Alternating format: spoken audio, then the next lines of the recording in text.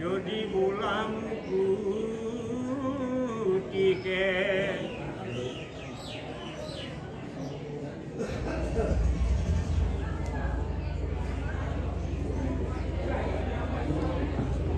এরামে যদি বোলাম কুটিকে জুড়ল ভল কর ভোগটিকে অনায়াকে দেখে নিরন্তর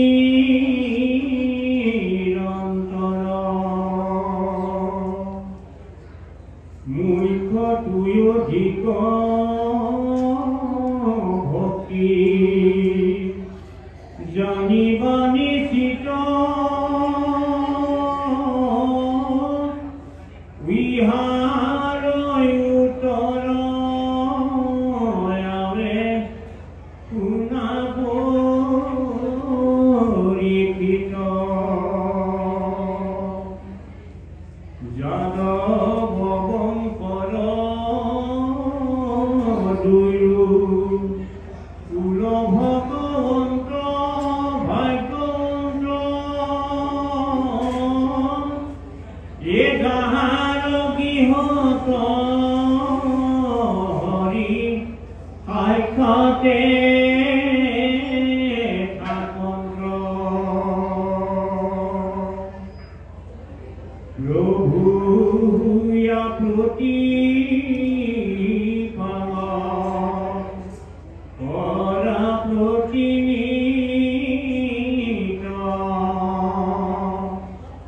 গুরুরূপ দেব দেন্দহিতাহিত পরম পুরীদতা সম্বারয়িত দেব নশিল নিয়ত কৃষ্ণ বিনে আনকেও। এতিয়া চাও কৃষ্ণ কথা শ্ৰৱণত আমাৰ এটা সুখ প্ৰাপ্ত হয়। এতিয়া আমি সুখ দেখিছো, সুখ দেখা বস্তু নহয়, সুখ আমি অনুভৱ কৰিছো। এতিয়া সেই সুখক বিভিন্ন ভাগত বিভক্ত কৰিছে। সাধাৰণ সুখ, স্বৰ্গ সুখ, বৈকুণ্ঠ সুখ, এই তিনি প্ৰকাৰৰ। কিন্তু ইয়াৰ ওপৰতো এটা সুখ আছে যিটো কোৱা হৈছে আত্যান্তিক সুখ। এতিয়া পদে কৈ গ'ল কৃষ্ণ কথা শ্ৰৱণ কৰিলে এই আত্যান্তিক সুখ পোৱা যায়। এতিয়া এই কৃষ্ণ কথা শ্ৰৱণৰ যোগেদি আমি যে আত্যান্তিক সুখ পাওঁ বুলি ক'লে আত্যান্তিক সুখটো আচলতে কি, এই সম্পৰ্কে এই ঋষভৰ পুত্ৰ অন্যতম পুত্ৰ কবি সিদ্ধই, 9জন সিদ্ধৰ ভিতৰত কবি সিদ্ধই আত্যান্তিক সুখ সম্পৰ্কে কৈ গৈছে। কাৰণ ইয়াত কৈছে যে শ্ৰৱণ কৰিলে আত্যান্তিক সুখ পায়। কিন্তু আত্যান্তিক সুখটো কি আমি অনুভৱ কৰিবলৈ হ'লে এই ঋষভৰ পুত্ৰ কবি সিদ্ধই কোৱা আত্যান্তিক সুখটো আমি অকণমান আলোচনা কৰিব লাগিব। আত্যান্তিক সুখ কাক বোলে? একাদশ স্কন্ধত আছে। আহাৰ যিটো শুনা ৰাজা মহা মোহে অন্ধ প্ৰায় পুত্ৰ দ্বাৰা দেহতে আকুল সদায় শিখবৰ একোকালে নুগুচয় ভয় যাবে হৰি পদ ভুজে সেৱা নকৰ। কি বুলি কৈছে যে নিমি ৰজা একাদশ স্কন্ধত এই ভাগৱতত যিটো অত্যান্তিক সুখ উল্লেখ কৰিছে সেই সম্পৰ্কে কৈ গৈছে। কাৰণ শ্ৰৱণ কৰিলে অত্যান্তিক সুখ পায় বুলি যিহেতুকে পদে ক'লে অত্যান্তিক সুখটো পালে অনুভৱটো কৰিবৰ কাৰণে আমাক এই জ্ঞানখিনি লাগিব। অত্যান্তিক সুখ কাক বোলে? যিটো সুখত আমি প্ৰাপ্ত কৰিলে ভক্তিৰ বাহিৰে বেলেগ চিন্তা চিন্তা কৰিব নোৱাৰো এইটো আধ্যাত্মিক সুখ কিন্তু এই আধ্যাত্মিক সুখ সকলোৱে নাপায় কোনে নাপায় যিটো শুনা ৰাজা মহামোহে অন্ধপ্ৰায় যিসকল মায়ামোহ আন্ধাৰত আবদ্ধ পুত্ৰ ভাৰ্তা ধন জন ঐশ্বৰ্য বিভূতিয়ে পৃথিৱীৰ শ্ৰেষ্ঠ সম্পদ বুলি তাকেই পালন পোষণ কৰি জীৱন অতিবাহিত কৰে যাবে হৰি কৃষকৰ একোকালে নুমুচয় হয় সেইসকলৰ মনৰ পৰা শংকা বা ভয়বিলাক আঁতৰ নহয় কেতিয়ালৈকে যাবে হৰি প্ৰদান কৰোঁতে সেৱা নকৰে গতিকে অত্যান্তিক সুখটো কৃষ্ণ শ্ৰৱণ কথা শ্ৰৱণ কৰি আমি কি কৰিব লাগিব প্ৰাপ্ত কৰিবৰ কাৰণে যত্ন কৰিব লাগিব আৰু তাৰ কাৰণে আমাক কি লাগিব সেৱাৰ মনোভাৱ গতিকে এই সেৱাৰ মনোভাৱটো যোগেদিহে ভক্তিৰ প্ৰকৃতৰ ৰস আহৰণ কৰিব পাৰি সেইকাৰণে মহাপুৰুষ মাধৱদেৱে কৈছে ও তুমি ভক্ত কল্পতৰু বাহিৰে ভিতৰে গুৰু তুমি বিনে নাহি মোৰ কৃপা কৰা হে হৰি চৰণত ৰক্ষা কৰি দিয়া মোক সেৱাৰ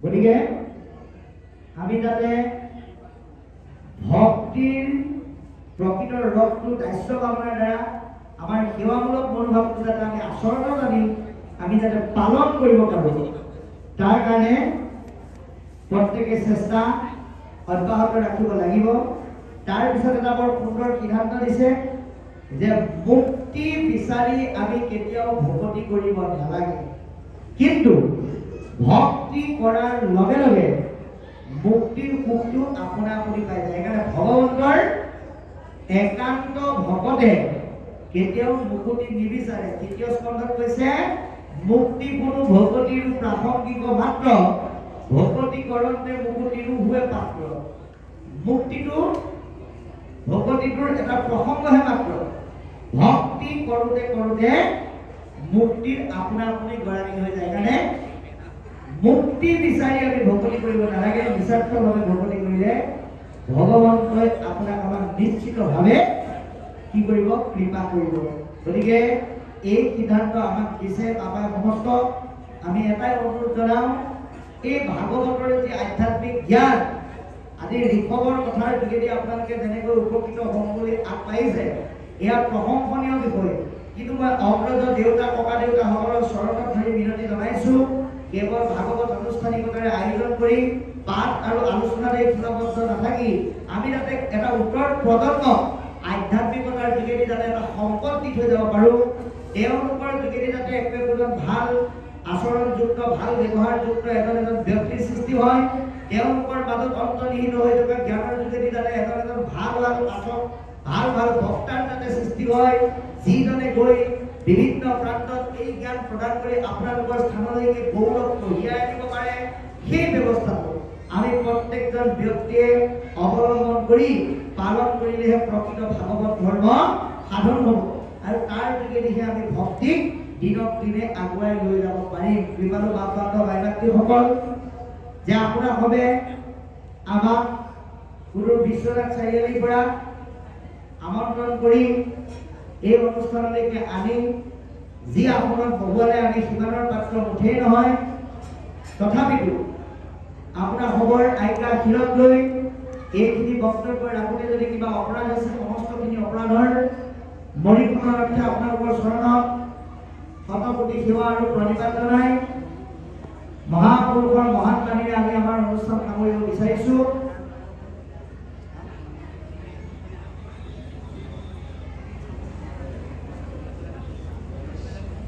ঠিক আছে সকলোৰে পাঠ যাব লাগে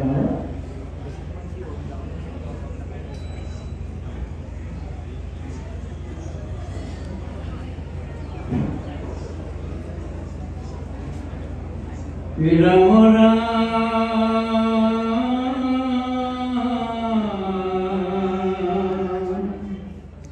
Ram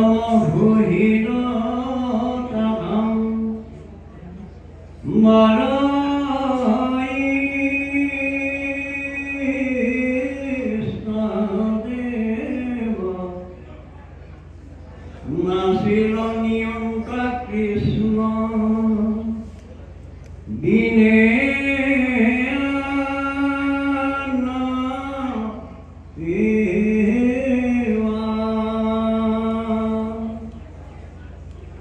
দ্রুত হইয়া পুরা কত সারথি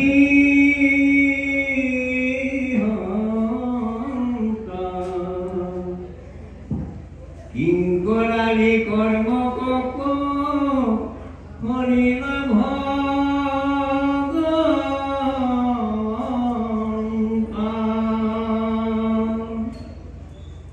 প্রত্যেক কহিবু ভাগ্য উদ উভয় বংশর তথাপিতো মুক্তি মাত্র দিলা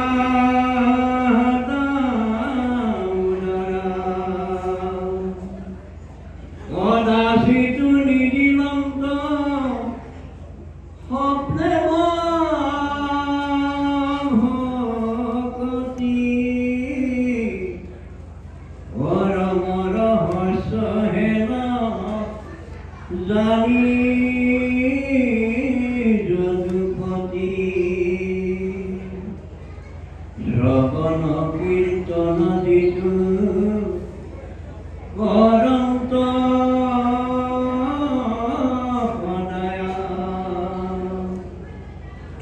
উপজয় কৃষ্ণ কৃপা তাকহ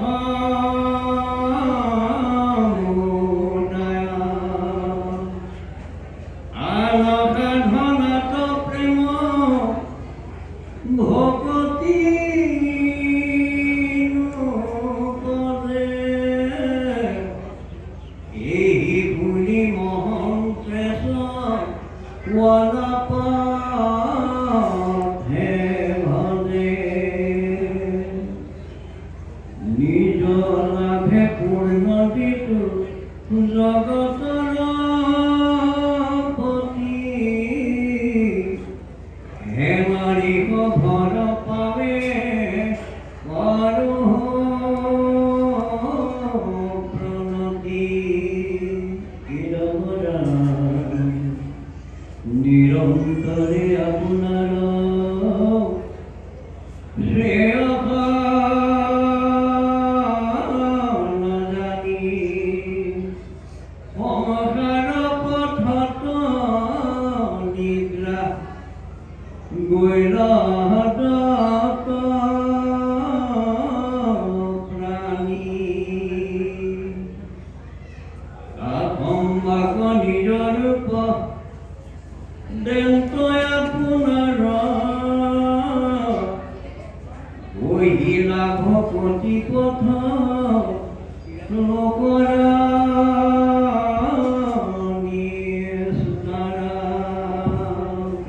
এতিয়া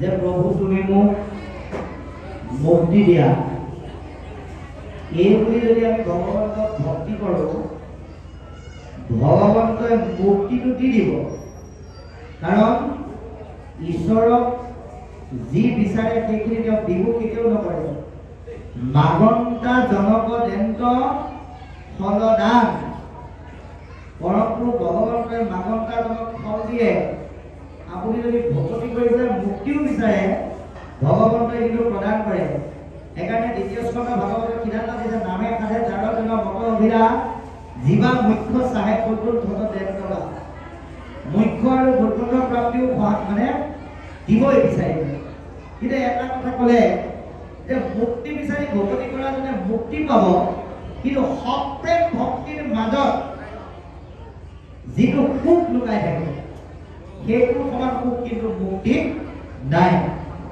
গতিকে সপ্ৰেম ভক্তি কাক বুলি কৈছে যি ভকতিৰ যোগেদি ভগৱন্ত নাথাকিলেও ভগৱন্ত থকাৰ যি ৰস সেয়া প্ৰাপ্ত কৰিব পাৰে এয়া কোনে পাইছিল বাৰু গোপীসকলে ভগৱন্ত আহিব আহিব বুলি বাট চাই আছে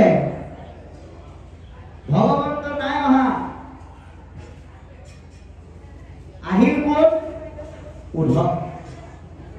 উদ্ধৱক দেখি কৃষ্ণ বুলি মান্যতা কৰি ইমানেই ভক্তি কৰিলে অকণমান সময়ৰ কাৰণে যোৱা উদ্ধৱ বহুত কিমান সময় পাৰ হৈ গ'ল তেওঁ নিজেও গমেই নাপায়। তাৰপিছত উদ্ধৱে কৈ গ'ল যে প্ৰভু গোপীসকল তোমালোকে চিন্তা নকৰিবা, প্ৰভু তোমালোকৰ ওচৰলৈ আহিবই। কিন্তু গোপীসকলে কৃষ্ণ নাহিলেও, কৃষ্ণ যদিও অহা নাই, দিনে ৰাতিয়ে কেৱল যমুনা নদীৰ পাৰত ভগৱন্তই বাঁহী বজাই থকা শব্দ কাণত পৰি আছে, যেন কৃষ্ণ আহি বাঁহী বজাই আছে। যাৰ কাৰণে কোনো কোনো গোপীয়ে ভক্তি আত্মাভাৱত আপ্লুত হৈ গাইছে, যমুনাৰ বালিতে বহি শ্যাম গানো বজাই বাঁহী, আহা সখী চৰণ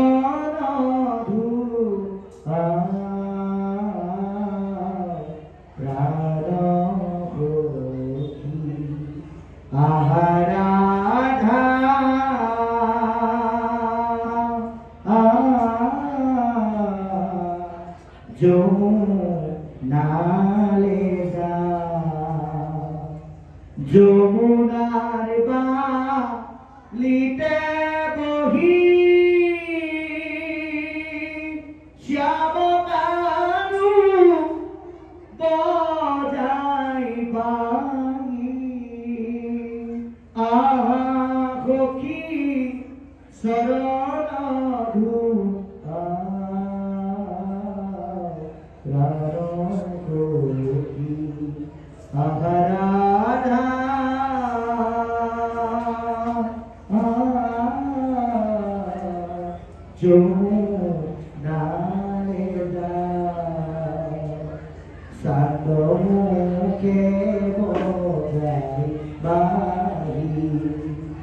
মুখে মনোহর হাসি, সাত মুখে বজাই বাঁহী, মুখে মনোহর হাসি, মধুর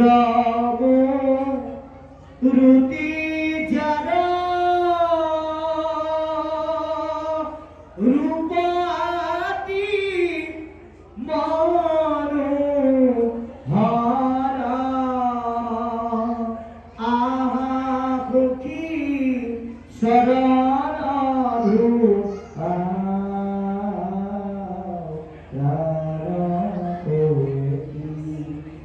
আহরাধা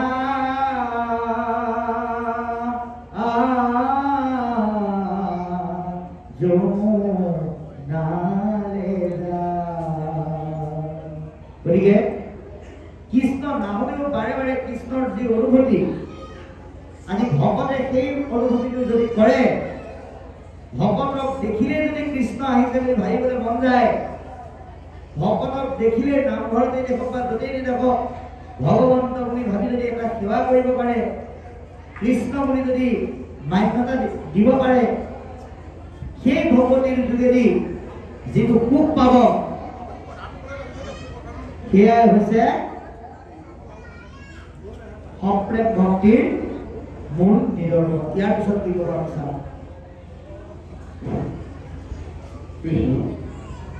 হেন হৃহৰ পাৱে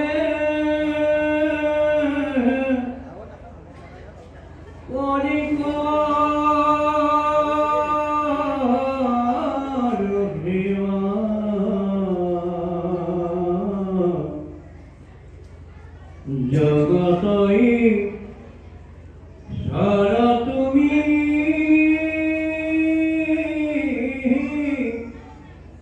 বিন নাহি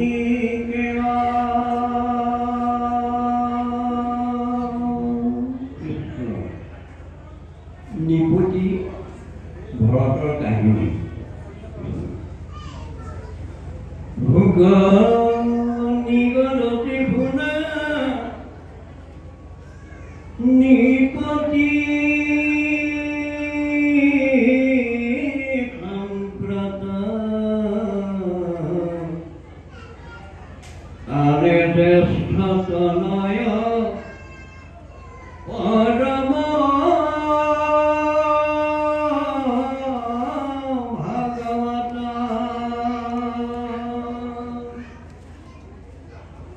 ভৈৰন্ত ভৰত ৰাজা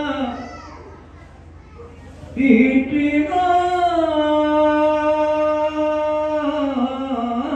বচনে সধৰ মে পালন্ত প্ৰজা গণয়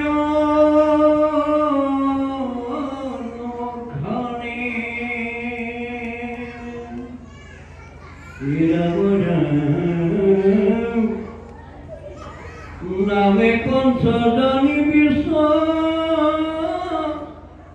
কৰ্মাৰ দুহিতা কৰিলা বিবাহ সৰ্ব গুণে সুমণ্ডিতা আপোনাৰ অনুৰূপ পুত্ৰ পঞ্চজন আহা নগৰ ভতয়াহি ভৈলা উতপনা ভূতি পৰম ৰাষ্ট্ৰভূত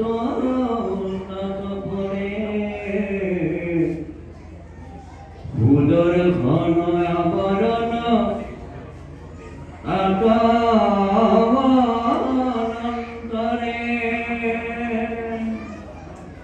ধূম্ৰকেতু সমেহি পঞ্চভূষণ পঞ্চমহাভূত যেন ভৈলা উতপনা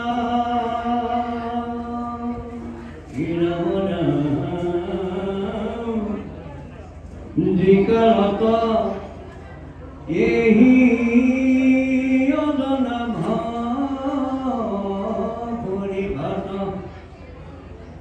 সৰ্বগুণান্বিত ৰাজা ভৈৰন্ত ভকত এহি কালন্তে ভৈৰ ভাৰত বৰিষ জাত জন্মল বিবাক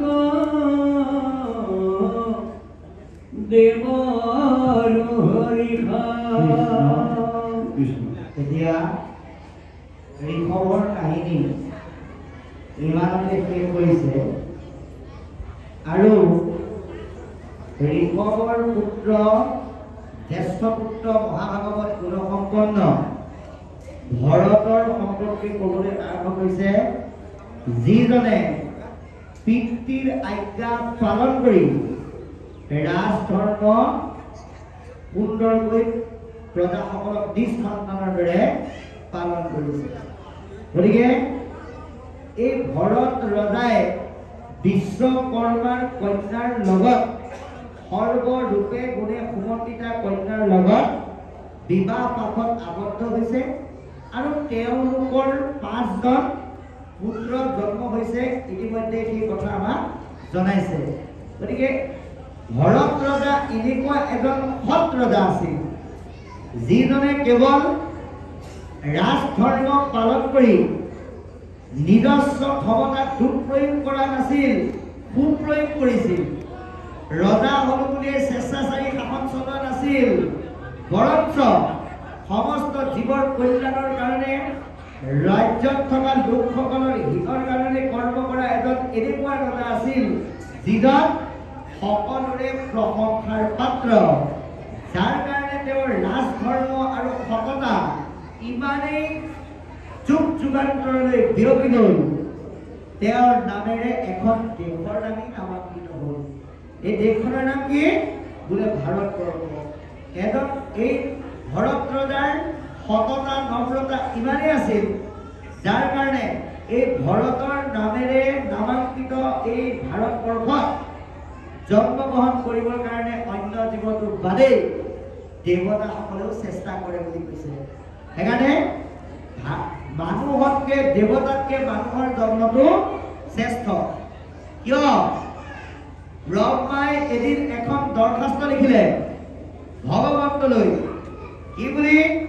যে প্ৰভু, তুমি যদি আমাক পাৰা ভাৰতবৰ্ষত জন্মগ্ৰহণ কৰাই দিয়া, সেই দৰখাস্তখনত চহী কৰা ব্যক্তি কিন্তু আপুনিও আছিল, ময়ো আছিলো। যাৰ কাৰণে কলিযুগত মানুহৰ জন্ম পাইছো। তাত কি লিখা আছিল? এৰামে দেৱে বোলে ভাৰত ঋষে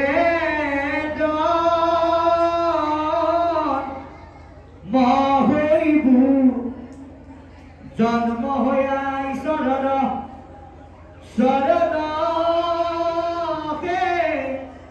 বিভু।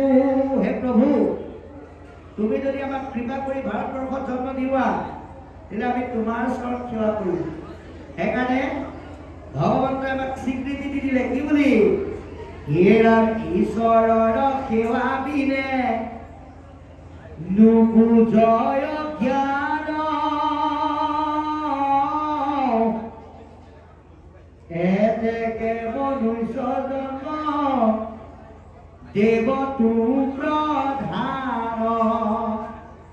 সেইকাৰণে দেৱতাতকে উত্তম হৈছে আমাৰ মানুহৰ জন্ম। এই জন্ম পাই আজিৰ দৰে অনুষ্ঠানত উপস্থিত থাকি আনুষ্ঠানিকতাৰ মাজেৰে পোৱা জ্ঞানক আমি যাতে ভক্তিৰ মাজলৈকে আগুৱাই লৈ যাব পাৰোঁ, তাৰ কাৰণে অনুৰোধ জনাই হে বাবাই সমস্ত ভাগৱত পাঠ নিৰমেৰে চলি থাকিব বুলি আমাক জনাইছে। গতিকে পাঠক ব্যাখ্যাকাৰ হয়তো উদ্যোক্তাসকলে আমন্ত্ৰণ কৰিছে, তেৰাসকলে আগবঢ়াই লৈ গৈ থাকিব। কিন্তু আটাইতকৈ নিষ্ঠুৰ বস্তুটোৱে হৈছে সময়। সময়ত যদি আপুনি কয় বৰ ভাল কথা পাতি আছে ভাগৱতত, সেই সময় তুমি অকণমান দেৰিকৈ আহিবা, কিন্তু সময় কাৰো কথা নুশুনে। সেইকাৰণে সময়ৰ আকৌ নিষ্ঠুৰ আহ্বানক আমি সকলোৱে মান্যতা কৰিলেহে আমি আগবাঢ়ি যাব পাৰিম। গতিকে আপোনালোকে হয়তো গম পাইছে সম্পূৰ্ণ 2:30 হৈছে, 2:30 পাইছে। গতিকে আমি আপোনালোকৰ মাজৰ পৰা ইমানতে আমাৰ বক্তব্য সামৰি সমূহ পাঠক বক্তাসকল তথা ভকতসকললৈ সেৱা আৰু শ্ৰদ্ধা জনাই হৈ যোৱা অপৰাধৰ পৰিপূৰ্ণৰ অৰ্থে আমি মহাপুৰুষৰ বাণী অপৰাধৰ ক্ষমা বিচাৰি আপোনালোকৰ মাজৰ পৰা আঁতৰিব বিচাৰিছোঁ। কোটি কোটি ঘূৰ অপৰাধনিতে কৰোঁ আমি দুৰাশ, হে হৰিমুখ দাসহে ৰমানি সমিমুখ কৃপাময়, হে হৰিমুখ দাসহে ৰমানি সমিমুখ কৃপাময়। কৃষ্ণ জয় গুৰু।